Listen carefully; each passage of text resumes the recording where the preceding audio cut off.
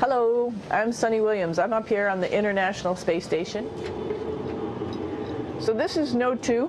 This is a really cool module. Of course, most of these modules you'll see they have 4 sides and they're put together. That way we could sort of work on a flat plane, either a wall, a floor, another wall, or the ceiling. But you know, again, all you have to do is turn yourself and your reference changes. The reason I'm bringing that up is because this is where 4 out of 6 of us sleep. And so people always ask about sleeping in space. Do you lie down? Are you in a bed? Not really, because it doesn't matter. You don't really have the sensation of lying down. You just sit in your sleeping bag. So here's one sleep station right here. I'm going in right now. You can follow me if you want. So I'm inside. It's sort of like a little phone booth, but it's pretty comfy. I've got a sleeping bag right here that we sleep in, so we don't have sort of like a little bit of a cover. We don't fly all over the place. But you know, you can sleep in any orientation. I have it sleeping, feeling like I'm standing up right now, but like you saw, I'm on the floor. But it doesn't matter if I turn over and I sleep upside down. I can't have it, I don't have any sensation in my head that tells me that I'm upside down, so it really doesn't matter. The sleep station is also like a little office. We've got a computer in here.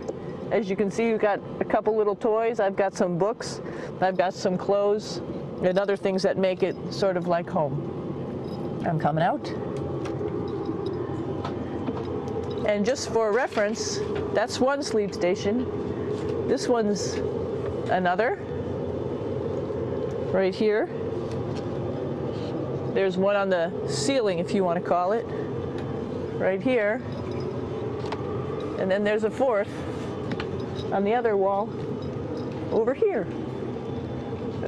So all of us sleep in a little bit of a circle. All right, come on back. There's more to show you.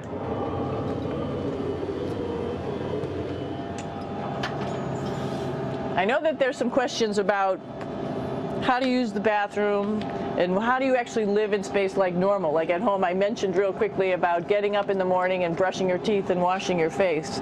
Well, how do you do that? Well, here is the bathroom essentially. You get up in the morning and we have a little kit and it has all the essential things that you need, like your toothbrush and toothpaste and brush. See how much better the brush makes my hair look? I'm just joking. It still stands up straight. It doesn't matter where you are. It's always going to stand up straight while you're up in space. A lot of people ask about toothbrush and toothpaste. So, luckily enough, toothpaste, you can do it upside right this way, is sticky, and so it sticks to your toothbrush. No problem. Another cool thing is that water sticks to your toothbrush too. If you can see it, I'll have some water come out. The water is pretty neat up in space. It'll stick to your toothbrush and it will make a big bubble, and that's just by surface tension. And then you can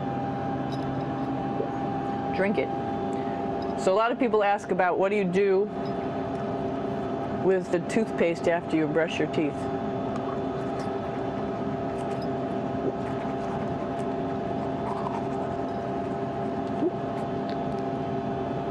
Two options.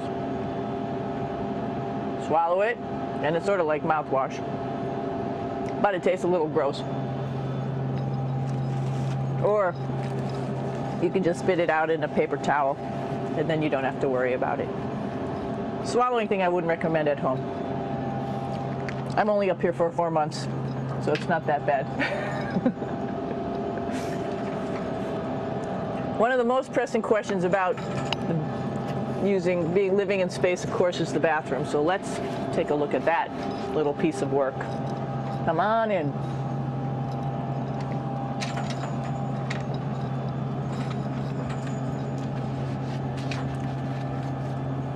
Here we are at the throne. This is awesome. You might see the little You might have noticed a little moon on the outside. This is our orbital outhouse right here.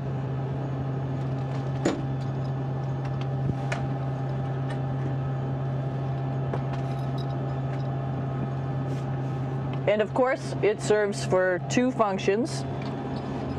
Number 2, right here. I'll show you. But you see it's pretty small, so you have to have pretty good aim, and you'll be ready to make sure things get let go the right direction. And it smells a little bit, so I'm closing it up. And that's of course for number 2. And this guy right here is for number 1. So they're sort of two slightly separate functions, but you can do a little, essentially both, by hanging on right here and doing number 1 and number 2. I might add it's color coded, so you really don't get it mixed up, which is nice. This is yellows for number 1. And also there's a selection of paper. People always ask about toilet paper. What do you do with toilet paper? What kind of toilet paper do you have? We have gloves just because sometimes it does get messy. We have some Russian wipes, which are a little bit coarse if you like the coarse type of toilet paper. We have some nice tissues, which are nice and soft if you like soft toilet paper. We have Huggies, just for any cleanup. You know, we were all babies once, and this sort of helps. And then if things get really out of control, we have disinfectant wipes, just to make sure we clean up here. Because, you know, just like the water I showed you, the number 1 stuff can sort of go all over the place if you don't aim correctly.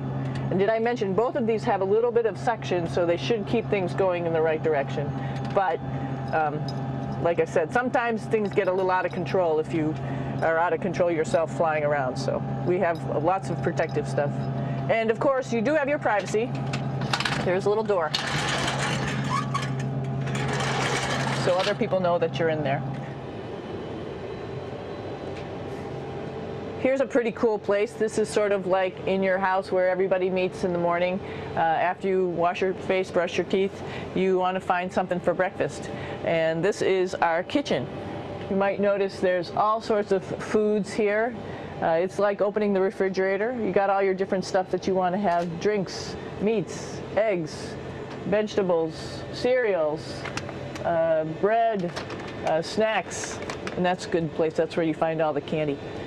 Side dishes, and then some little power bars just in case. So we have all this type of food. Some of it is dehydrated, and so we have to hydrate it, fill it up with water. Some of it is already made, and then all we have to do is heat it up. So something like this, I'm pulling out barbecued beef brisket. Pretty yummy. Not only is this food made in the US, but we also have food here from Japan.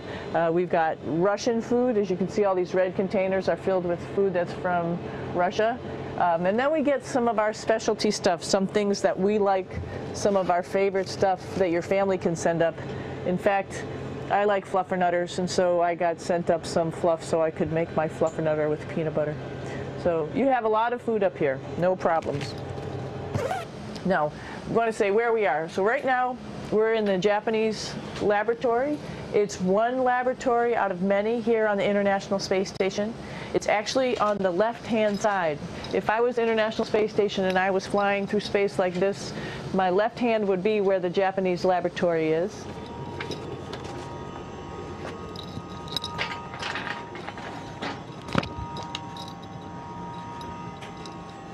So now again, we're on the right-hand side, all the way on the right of the International Space Station. This is Columbus, the European module. It has science experiments all over. You can see it looks a little bit crowded. And here we do a lot of our medical experiments.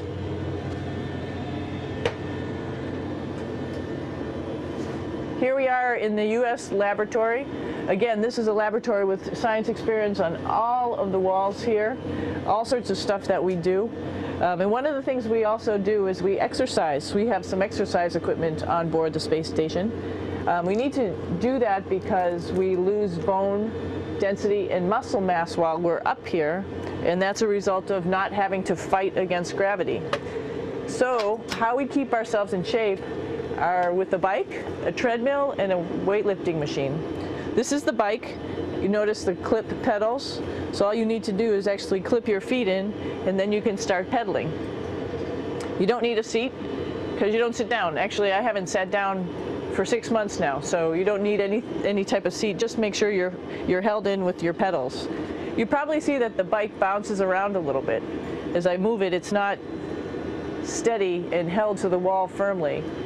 And the reason for that is the space station is pretty big. You saw that there's also solar arrays on the space station. If we start putting any forces into the space station, it's going to make those solar arrays bounce around a little bit. So to prevent that, the machines bounce around a little bit, move around a little bit, and that way we don't put any forces onto the structure of the spacecraft out to the solar arrays. All right, a little farther on. Come on.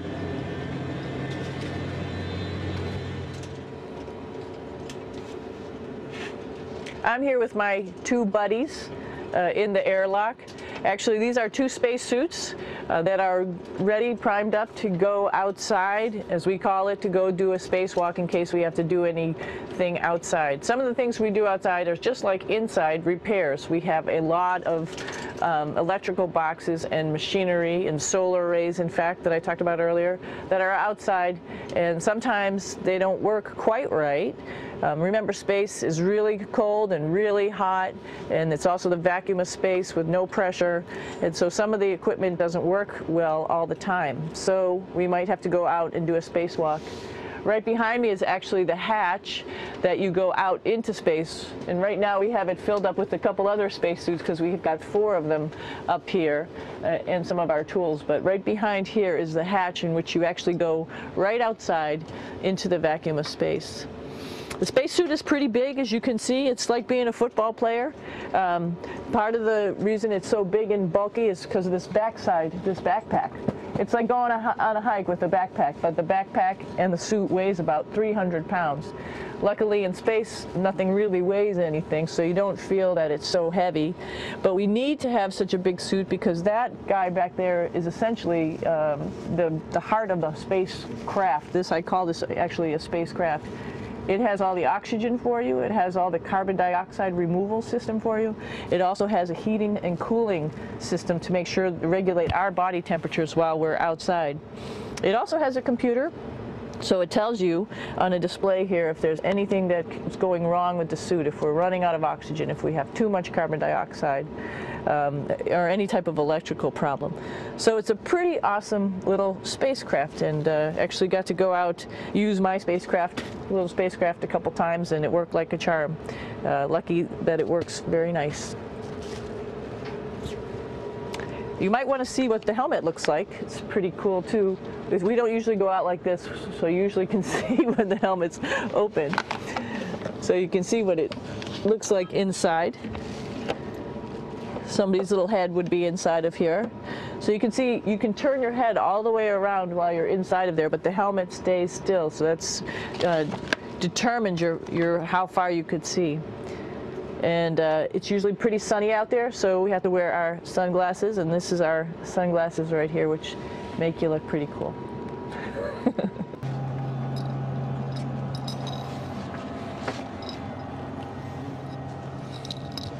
It's like a glass-bottom boat. This is the cupola. It sticks down below the space station. It's one of those places you find yourself hanging out in all the time because all you want to do is look back at our planet. I think some questions I had were about what do you do in your free time? And you can't help but want to just come to the cupola and look outside as much as you can. And a lot of folks, I play this game with myself about where we're flying over the Earth. Try to come in here and just guess. After being here for a little while, you can sort of figure it out. You can tell different cloud types over different continents. You can tell different soil types over different continents. So let's see. And then, of course, there's a lot of ocean. So usually we're over the ocean at first glance. I will tell you in just a moment where we are.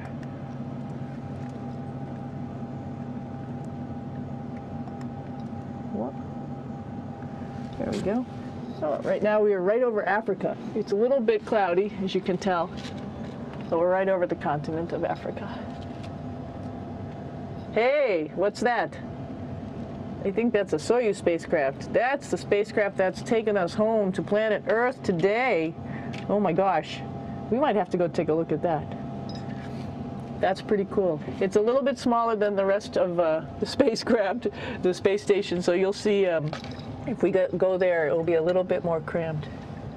But we're going, you can look all the way back to the back of the spacecraft, which is where the Russian segment is, and then you could look all the way forward to the front of the spacecraft, where the Japanese laboratory, the European laboratory, and the American laboratory are, and then back to the solar arrays where we started this morning when we were looking out the Japanese window.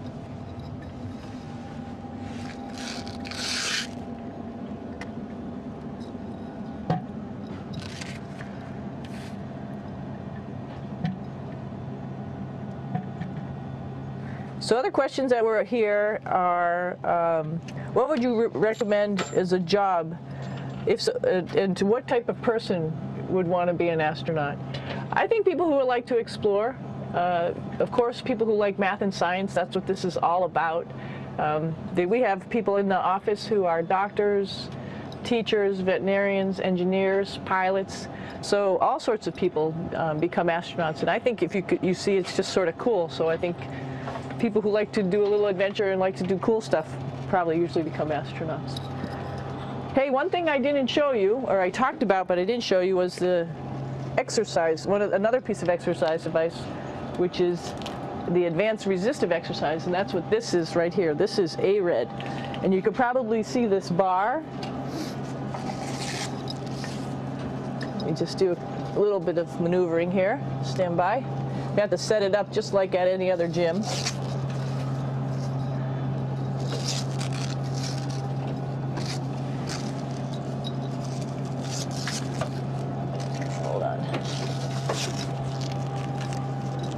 Show you how this works.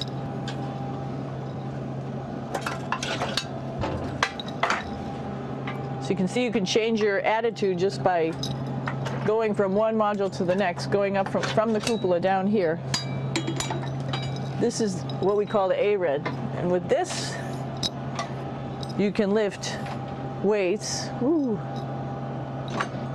based on vacuum in these cylinders, just like you do at home at a gym. For example, if I wanted to do a squat, I could do it like this. Oops. I should need some weight on this thing. I'm not lifting with anything, so it's too easy. One of the cool things you could do things that you can't do at home. For example, single leg squats with just one leg, because the other leg, you won't fall over. So all sorts of stuff. You can also do bench press. We have a bench that we could add on here, so you can work on your beach muscles.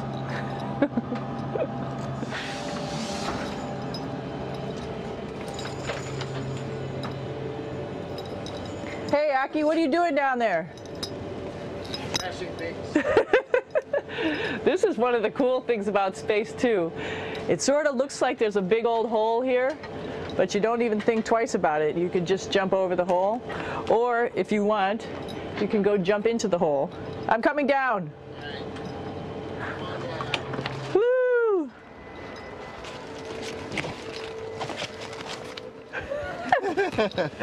Then you can come right back up again, like Superman. Woo!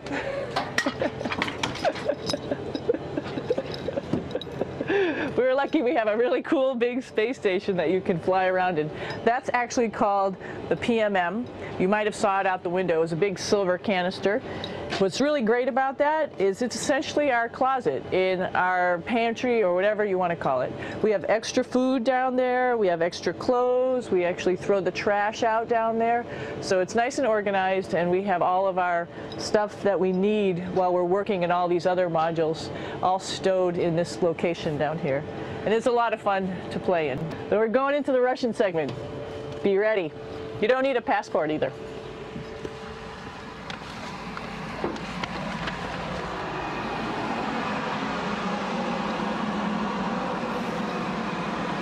It goes a lot farther back than this. We'll go take a trip and say hello to the boys down there in just a minute. Well, let's do that first, actually, and then we'll go down to the Soyuz at the very end. This is Yevgeny. Hi. Doing a little tour.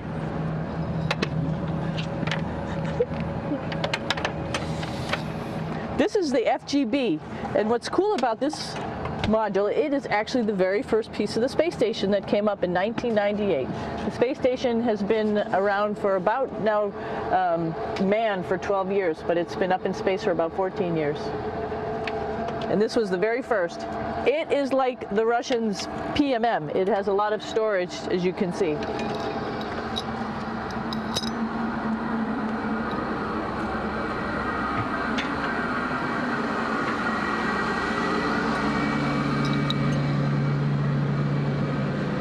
Можно?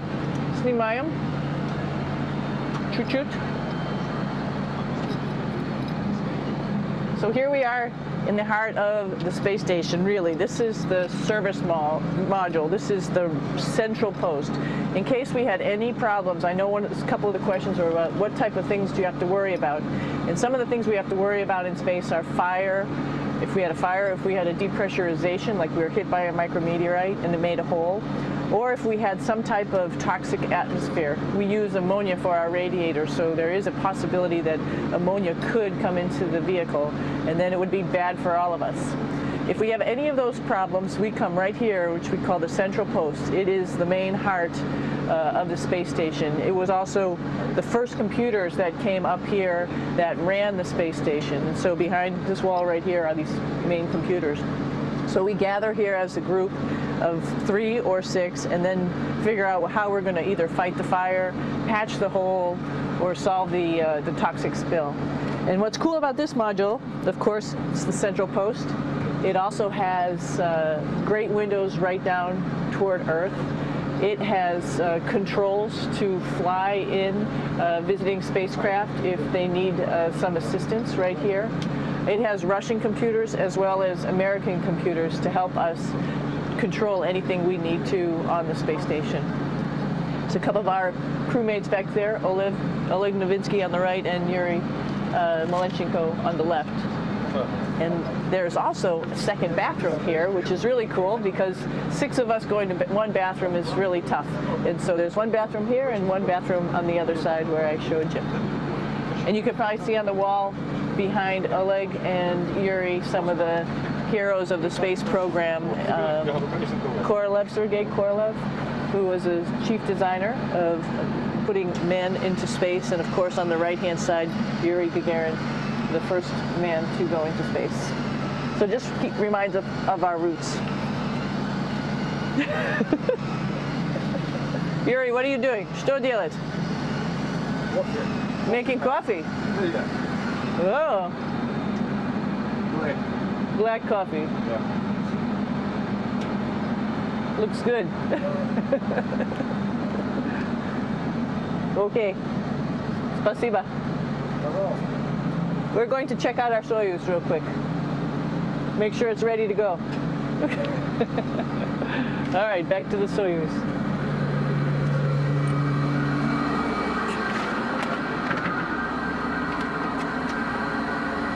I'm gonna stop here just for a quick second. You can see on the Russian spacecraft there's also other modules that stick out, down, and above. Right here is, let's see, I'm trying to be oriented. That's a place where we do spacewalks from for the Russian side. There's Russian spacesuits in here, and also a visiting vehicle which brought fruits and vegetables and becomes a trash container when we undock. Up on this side is also a future place where they're going to do spacewalks from, and connected to it is Kevin's, Oleg's, and Yevgeny's Soyuz spacecraft. And that was go see ours. Whoa! Извините. No problem. Это пробка.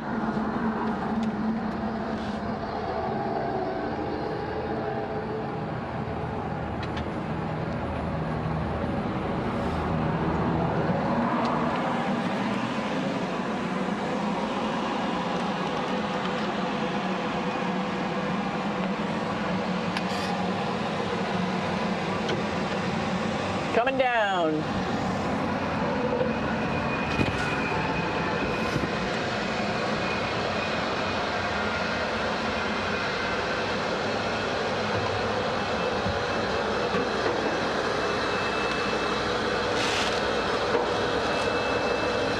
a little tricky getting in here.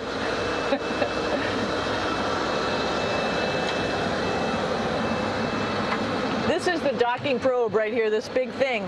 This helps us connect to the spacecraft. This probe actually sticks into this cone, and that's how the spacecraft, our Soyuz, becomes connected to the ISS initially. That is then replaced by clamps, which are around here, that will allow the two spacecraft to be stuck together. And then you can remove the probe and the cone.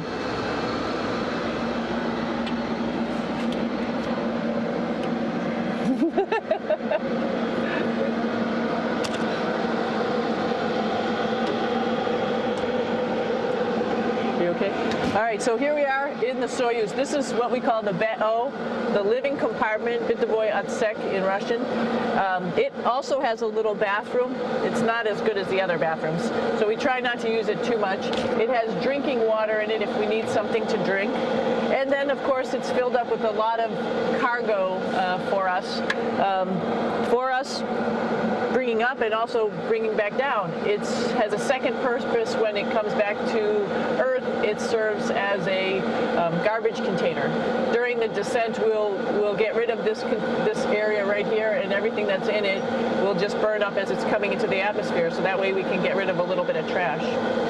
But the main area where we were on launch and where we are going to be on descent is down here, because we're not part of the trash. So we're in a safe place. So we're in the descent module, SA.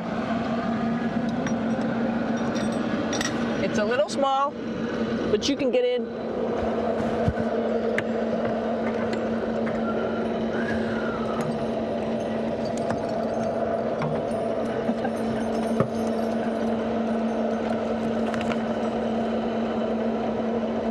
Not sure how well you could see in here. Hold on for a second. I'm going to turn it up this way, just so you could see the hatch, and you could see Kevin. It's a little bit small, but we'll come in and show you around. We come in? Probably not. Okay.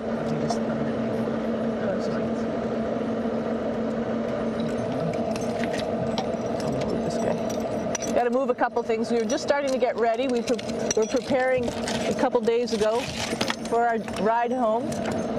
It's a little bit squishy, but everybody asks, how do you sit in the Soyuz? And you sort of sit in your seat like this. The seat is molded to your body, and so you can just sort of squish in here and be pretty relaxed. Everybody has a handmade seat for them. And then, of course, there's a control panel, and that's where we do most of our actions and work right here. There's hand controllers which you can fly the vehicle with, and there's a stick right here primarily used for communications when we're trying to talk to the ground. So 3 of us fit in here. Like I said, it's a little squishy, but somehow it seems like we all managed to get in here and fit pretty well, and it's a pretty safe ride home. You're probably wondering, what's all this junk behind us? Well, it's all of our parachute, first of all, and then it's all of our survival gear, just in case we end up landing in some strange place on the planet and nobody's there to rescue us right away. We have all sorts of survival gear with us, keeping us safe in here. So they've pretty much thought of everything. And we'll be home on the planet within the next 12 hours. Pretty shocking.